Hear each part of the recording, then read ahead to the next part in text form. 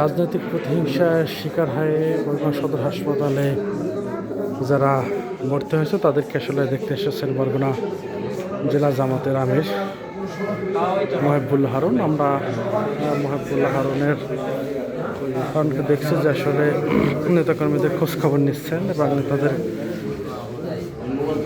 তাদের শারীরিক অবস্থার খোঁজখবর নিচ্ছেন, আসলে কেমন আছেন তারা। আসলে এ সময় জেলা জামাতের নেতৃবৃন্দ উপস্থিত আছেন। অনেক নেতা কর্মী আসলে প্রতিহিংসার শিকার হয়ে হাসপাতালে ভর্তি হয়েছে। সেই নেতাকর্মীদের খোঁজখবর নিচ্ছেন জামাতের পক্ষ থেকে।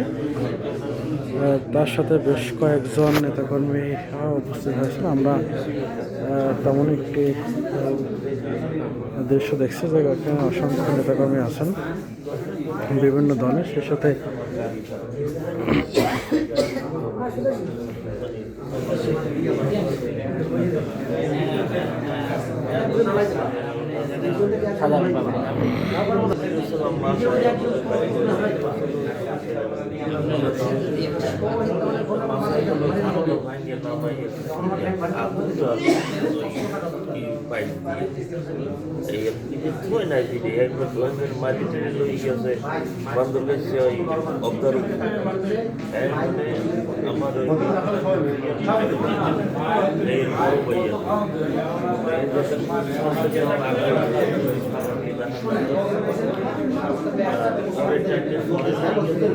জামাতের আমির খোঁজখবর নিচ্ছেন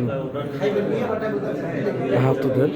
তেমন একটি দৃশ্য আমরা দেখতে পাচ্ছি বরগুনা সদর হসপিটালে।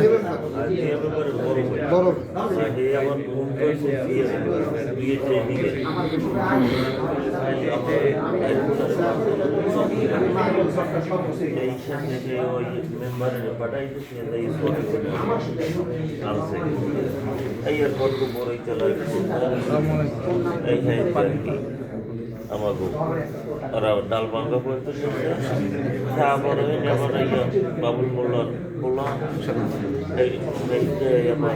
আমার ঘরে একটা 20,000 টাকা পেট্রোল চাই তুললা এরপর 50,000 এখন আছে এখন আমার বড় ছেলে যা রাসিল এখন করে 10,000 আমি পাঠাইছি। ঘটনার বিবরণ দিচ্ছেন, শুনছেন জামাতের আমির মহিবুল্লাহ হারুন। এইরকম